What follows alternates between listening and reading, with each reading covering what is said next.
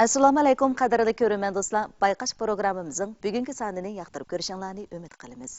Men program riyosatchisi Danur Bakri. Undaqda diqqatinglar programmamizning bugungi sonida bo'lsin.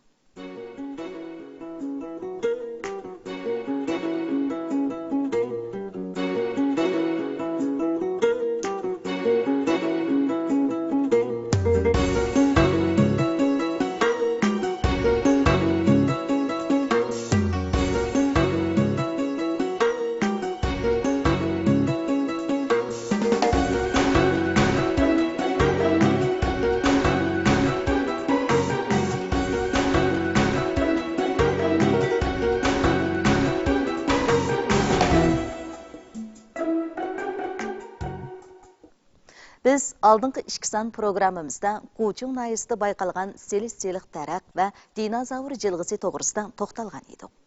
Undaqda avtonom rayonimizning boshqa joylaridan bayqalgan mushunga o'xshash yura davriga mansub bo'lgan yana qandaq qadimiy iznalar bor? Bunga qiziqsangiz, diqqatingiz programmamizda bo'lsin.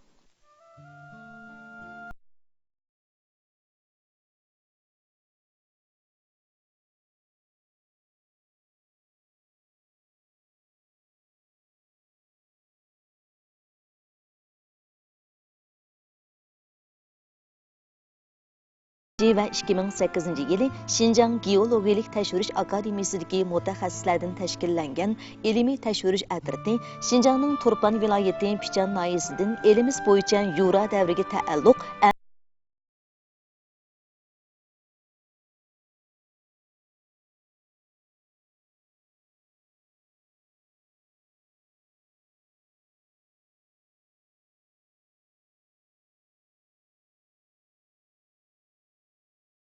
qadimqi jonliqlar tosh qatmisi ko'p bo'lib 20-asrning 60-yillarida Jungo Palla Akademiyasi qadimqi umurtquliq hayvonlar tadqiqot o'rnining Şinjan ilmiy atriti Turpan viloyatida qadimqi umurtquliq hayvonlar tosh qatmisini izlab tashvirish etgan. Shu chaqda Pichan noyasi tavasidan Bo'r davriga xos Pichan dinozavri hamda Yura davriga xos Jayu dinozavri, Jungo Yaponiya kepinak dinozavri deb nom berilgan dinozavrlarni tepib, Pichandagi dinozavr tosh qatnilarining muqaddimasini ochgan. Men turayotgan bu joy dal Pichan noyasi chiqdim yesidagi dinozavr tosh qatmisi bayqalgan rayon. Ilgari elimizda bayqalgan Yura davriga taalluq bo'lgan zo'r tipdagi kaslanchik putliqlar turidagi dinozavrlar Emi dinozavri va Maminchi dinozavri qatorliqlardan iborat bo'lib, bularning eng cho'ning uzunligi 20 necha metrdan oshmaydi ekan. Ammo bu qatim Pichanda bayqalgan dinozavr tosh qatmisi elimizning Yura davriga taalluq bo'lgan eng cho'ng dinozavrning rekordini yangilagan.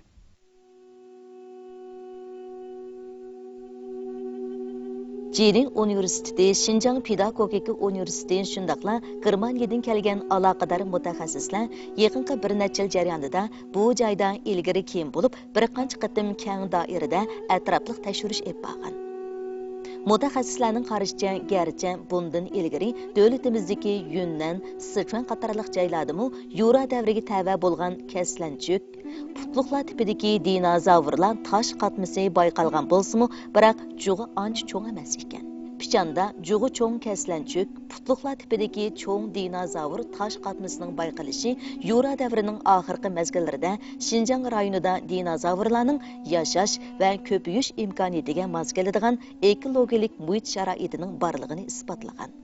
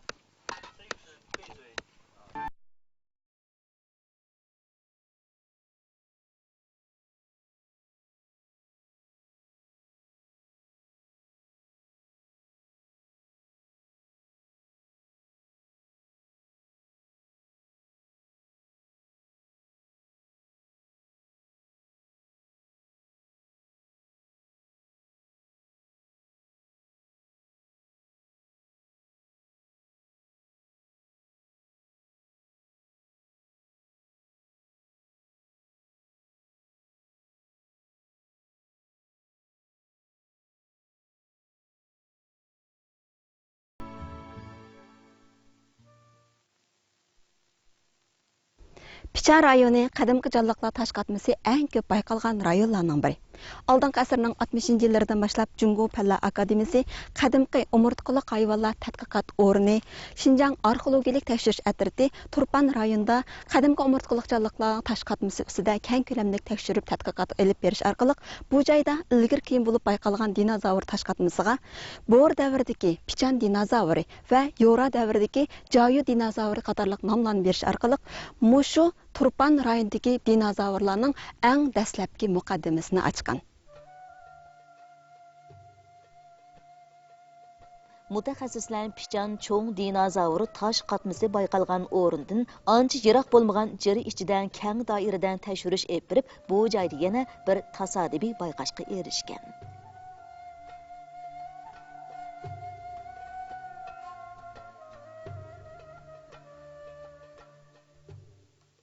Dinozavr taş qatmасы bayqalgan o'rinning g'arbidagi 10 kilometr yiroqlikdagi bu jilg'ida mana bu izlar bayqalgan. Bu izlar mutaxassislarning qarashicha buningdan 160 million yillar ilgirgi Yora davriga taalluq bo'lgan dinozavrlarning izi bo'lishi mumkin ekan.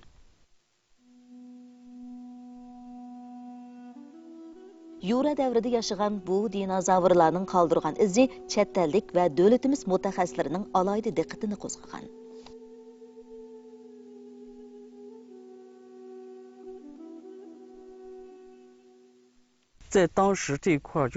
Bundaq dinozavr izi bir qancha o'rinda bayqalgan. Mutaxassislarning qarashicha, dinozavr izining bu xil holatda saqlanib qolishi balki 100 million yillar ilgirki tog' yasilish harakatining ta'siridan bo'lgan bo'lishi mumkin ekan. Mutaxassislar bu doiradan keng ko'lamli tekshirish olib berib, bu rayonda yana nurg'unlagan beliq, toshbaqa va qasraqliq jonliqlarning o'xshamagan tosh qatmalarini bayqagan.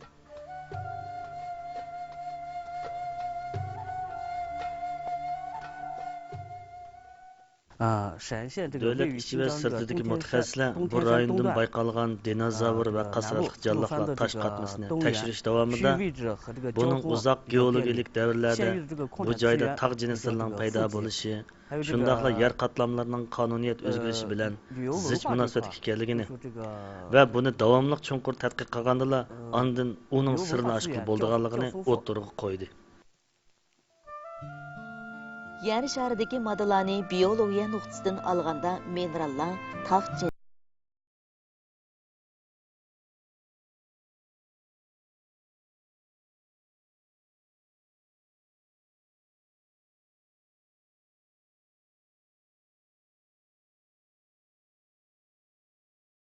Mineral tog' jinslarni hosil qilgan eng kichik birlik. Mineral jug'lanib tog' jinsini hosil qiladi. Mana oldimizdagi ko'rib o'tgan bu tog' jinslar u yer sharidagi 3 cho'ng tog' jinsining turidan biri bo'lgan cho'kma tog' jins bo'lib hisoblanadi. Cho'kma tog' jinsiniki bir alayidligi u qatlam qurilmaga ega bo'ladi. Qatlamda qavat har xil o'xshamagan mineral shundaqlar tog' jinslardan tarkib topgan bo'lganlikdan mana bu yerda ko'rib o'tiribdik, bularniki yemirilish natijasi o'xshamaydi. Undaqda geologiya davridan tog' jinslarining paydo bo'lishi, shundaqla yer qatlamlarining tuzilishi qanday qonuniyatga ega? Muayyan geologiya davrida hosil bo'lgan tog' jinslar bir yurish jug'langan holatda yer qatlamini hosil qiladi. Demak, bir geologiya davrida hosil bo'lgan barliq cho'kma tog' jins qatlamlari hosil bo'lib, ko'lami bir qadar zo'r bo'lgan, tarqalishi keng bo'lgan yer qatlamini hosil qiladi. Pichandan bayqalgan cho'ng dinozavr tash qatmasi, shundaqla qasraqliq jonliqlar tash qatmasi ilm ahlilarining tadqiqot nishoni bo'lib qoldi. Undaqda tash qatma deganimiz nima? U qanday shakllanadi? Qatma yer sharida yashagan jonliqlarning jasadlari yer qatlamida saqlanib, oxir toshga aylanib yer қатымда сақланған mana мұшу hadisni biz қатма деп атаймыз. Қатмының asıl болушы o uzun bir jarayanda asıl buludu. Onun şekilleniş için çokum şart şaraitler hazırlangan buludu. Mesela jallıklar ölgenden keyin o tezdin yer katlamga kömülüşü şart. Jallıklarning jasdi havo bilan uchrashish, boshqa moddalar bilan keng ko'lamda uchrashish sharoitidan mahrum bo'ldi. Shuning bilan ularningki jasdi chirklashib ketmaydi. Hamda shu yer qatlamdagi moddalar bilan o'zaro moddiy almashtirish natijasida oxir toshga aylandi.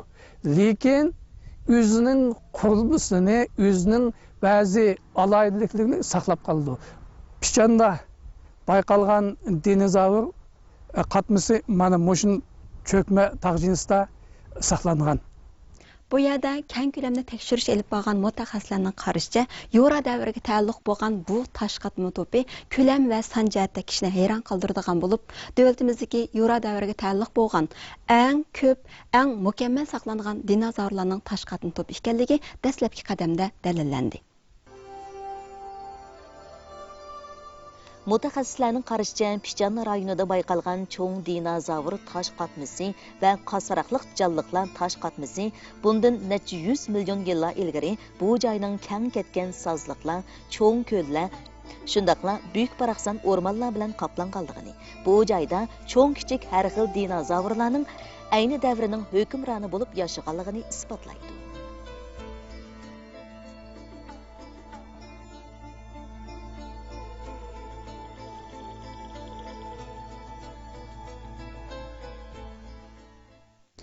Dinozavr yer sharida geologiya davri Teras davridan ta Bor davrigacha yashagan jonliqlarning biri. Bo'libmi Yora davrida yer shariga hukmronlik qilgan jonliqlarning biri.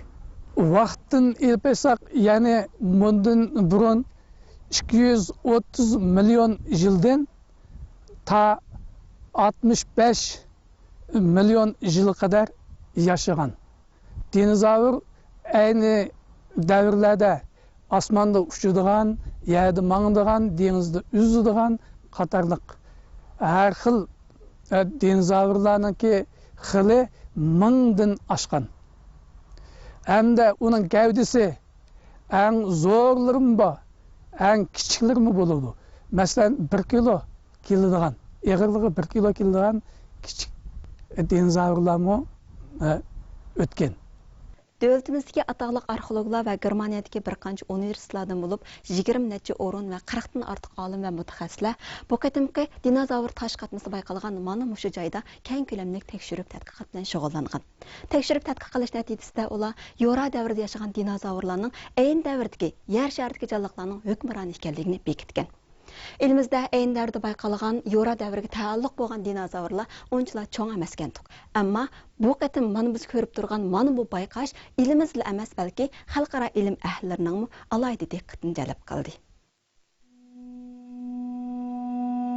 Pichan nayisi Chiqdim yezisi tavasidagi Yora davriga tava bu dinozavr tosh qatmisi to'pi 100 metr atrofidagi doirada echilib qolgan bo'lib, mutaxassislar uni tosh to'pi qatlamlari ichidan ko'lab, bu g'oyat zo'r go'shxo'r kaslanchuk tipidagi dinozavrning asli holatini jahonga oshkorladi.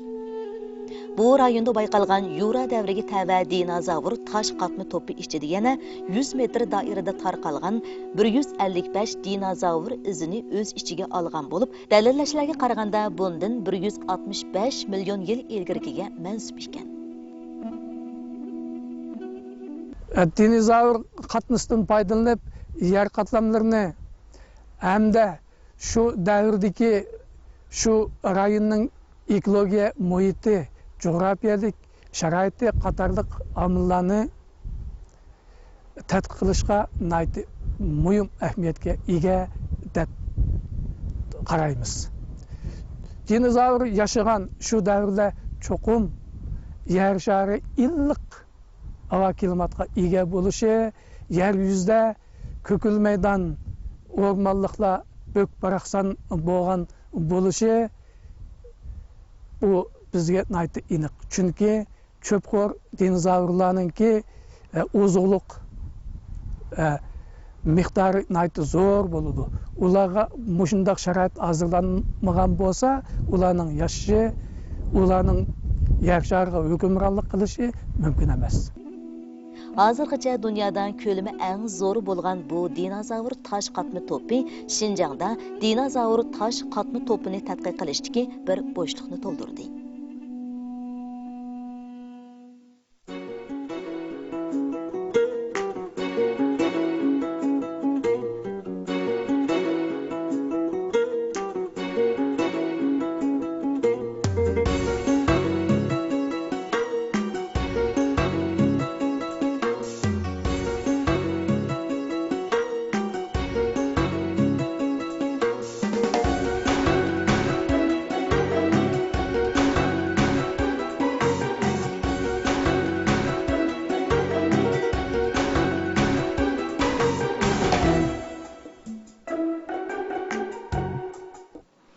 Pichan nayisida bayqalgan bu g'oyat zo'r dinozavr tosh qatmi to'pi yana qandaq alohidliklarga ega?